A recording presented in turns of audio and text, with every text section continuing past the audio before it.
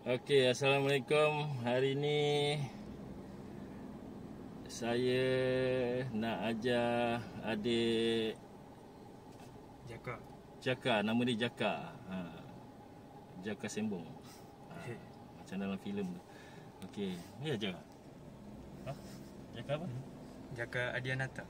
Jaka Adianata. Nampak sedap nama dia. Okey, untuk latihan yang pertama bagi dia lah ya. Hari ni dia hari kelas pertama. Saya nak ajar dia seleko S dan juga bukit mengikut borang ujian. Sama-sama korang tengoklah ya. Ada banyak calon yang bagi komen tak pasti lagi cara-cara ataupun kesalahan-kesalahan mandatory bagi ujian seleko S dan juga bukit. Buat masa ni saya nak tunjuk cara-cara seleko S dan juga bukit dulu. Dan korang fahamkan maksud-maksud mandatory. Mandatory adalah kesalahan gagal ujian serta-merta. Okey, jom kita teruskan.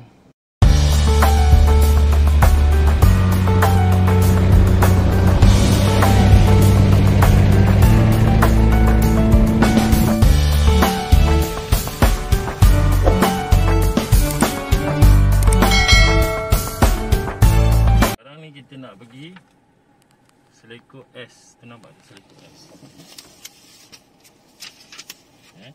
Seleko S. So cuba kita tengok borang ujian bahagian 2. Ujian D bahagian 2 bagi kereta manual. Seleko S. Kat sini kita ambil yang M ni. M ni adalah kesalahan mandatory. Ada 4 M, nombor 7, nombor 8, nombor 9 dan nombor 10. Okey, untuk seleko S, M tidak melanggar atau menyentuh benteng dan garisan semasa melakukan pergerakan. Okey. Kemudian nombor 8, berhenti di persimpangan. Okey. Maksudnya bukanlah kita kena tak perlu berhenti kat situ. Maksudnya calon perlu berhenti. Kalau sekiranya tidak berhenti, keluar S tu main terus keluar aje, itu dah dikira gagal ujian. Kemudian melakukan pergerakan melalui seleko S dalam masa 3 minit. Maksudnya tak boleh lebih masa yang ditetapkan, iaitu 3 minit. Kemudian terlibat kemalangan. Sama ada panjat tebing ke, tertekan minyak, panjat divider ke, itu dikira kemalangan. Okey, jom kita tengok. Yang atas ni kesalahan tolak mata demerit. Melakukan rutin sebelum mandu jika bertukar kenderaan. Rutin sebelum mandu RSM lah. Melakukan rutin selamat mandu cito. Kita kena lakukan cito, melihat cermin, memberi isyarat arah ke mana kita nak pergi. Kemudian toleh kiri dan kanan untuk memastikan halangan di sisi kiri dan kanan kita dan juga belakang. Kemudian olah gerak. Menggunakan gear yang sesuai bagi memulakan pergerakan. Ada juga yang menggunakan gear 2. Itu gear tak sesuai lah. Dia kadang-kadang dia jadi laju, ada kalanya dia senggut-senggut. Kemudian memastikan motorkar bergerak ke hadapan secara berterusan. Mengawal pemecut cekam supaya enjin tidak mati. Kalau sekiranya mati enjin ataupun berhenti-berhenti, itu belum lagi dikira gagal, cuma tolak 1 markah demerit. Mengimplementasikan teknik yang betul bagi pegangan dan pusingan steering. Itu tak kisahlah kalau kita kata kita nak buat bersilang tangan ke, ataupun menggunakan tolak dan tarik ke, tak ada masalah. Okey, jom kita tengok.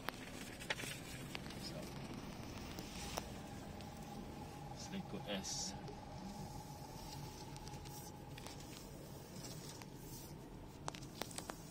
Okey, tak boleh langgar tebing.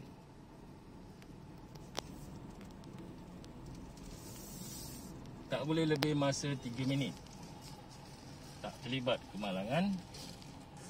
Dan perlu berhenti di sini. Simpang ni dikira simpang. Tengok nampak garisan kan? Okay, berhenti sebelum garisan. Kemudian kita nak keluar, lakukan cito. Tengok kiri kanan cermin. Beri isyarat ke kiri, kita nak keluar kiri, menoleh. Dan olah gerak sekiranya tiada apa-apa halangan di laluan depan tu.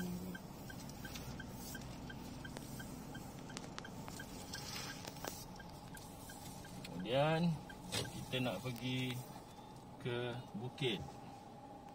Okey, itu bukit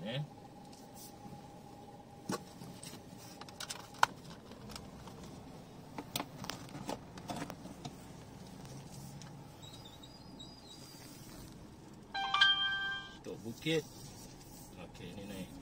Satu olah gerak, pergerakan dari bawah naik dan berhenti. Okay. Ni saya nak tunjukkan contoh orang ujian di bukit.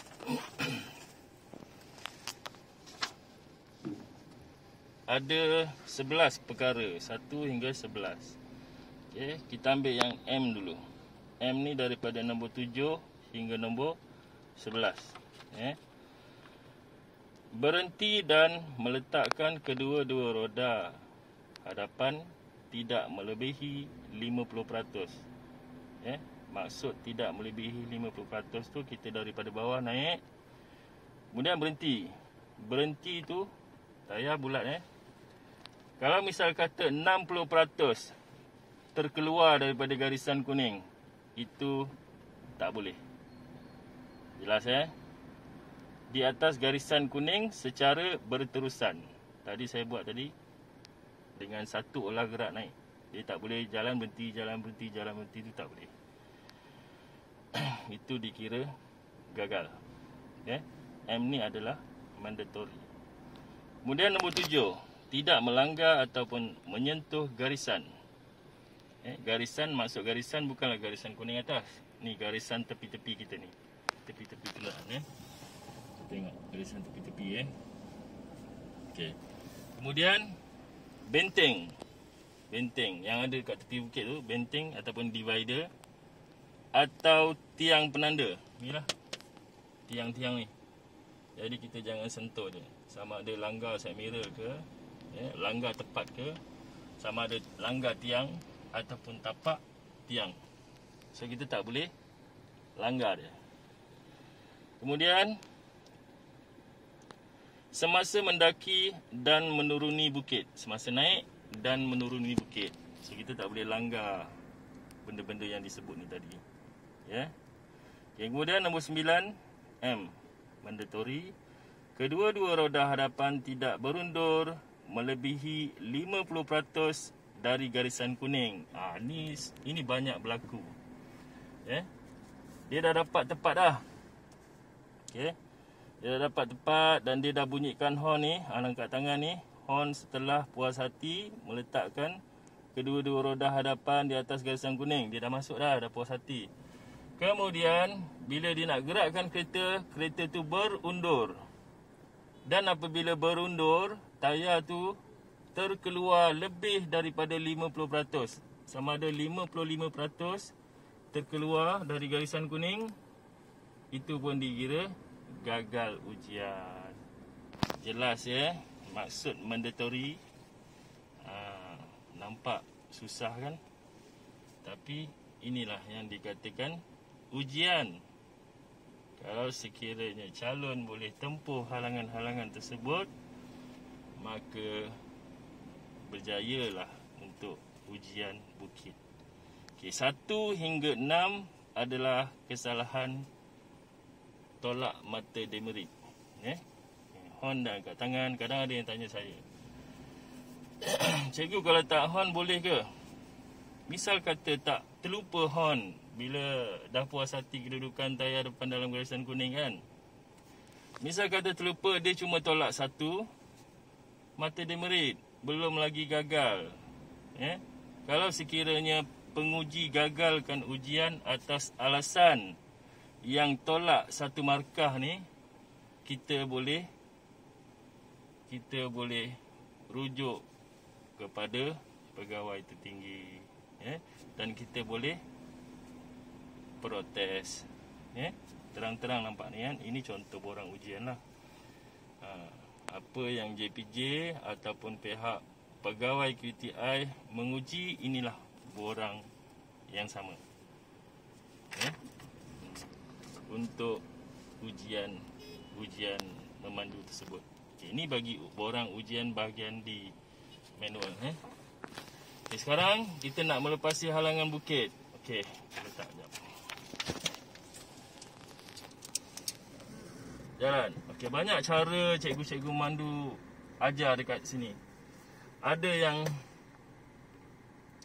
menggunakan cara tarik handbrake, ada guna cara yang tekan minyak, ada yang guna cara tak perlu tekan minyak.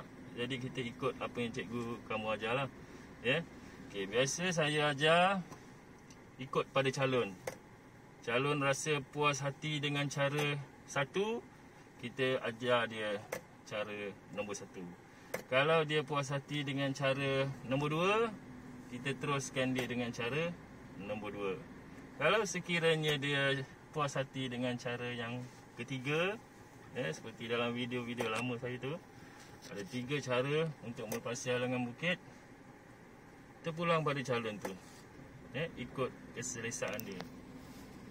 Okey, sekarang saya nak gerakkan kereta dekat bukit. Okey, ini cara kedua. Cara kedua dia macam ni lah. Gear 1. Okey, minyak tak perlu tekan pun tak apa. Angkat kelas sampai gegar. Kemudian bila dah cukup gegaran dia, turunkan brek tangan. Nampak? Kereta dah boleh gerak juga. Dan berhenti di persimpangan. Ni kita ambil ni. Rutin semasa selamat memandu Cito. Kita berhenti sebab dia simpang kan. Bagi isyarat, isyarat dia ke kanan. Selepas ujian bukit, kita pergi ke ujian seterusnya untuk parking. Okay, stop.